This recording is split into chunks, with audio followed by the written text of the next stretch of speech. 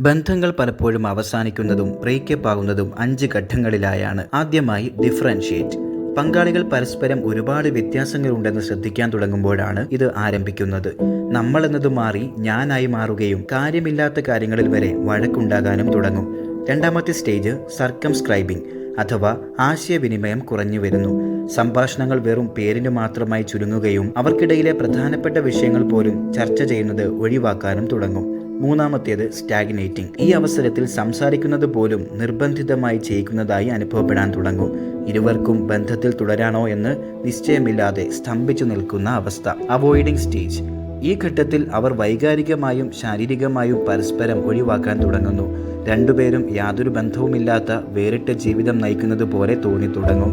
അവസാനത്തെ stage terminating. ഇവിടെ ബന്ധം അവസാനിക്കാൻ തുടങ്ങുന്നു. രണ്ടുപേർക്കും രണ്ടു വഴി എന്ന് തീരുമാനിക്കുന്ന വേർപിരിയലിന്റെ ഘട്ടമാണിത്.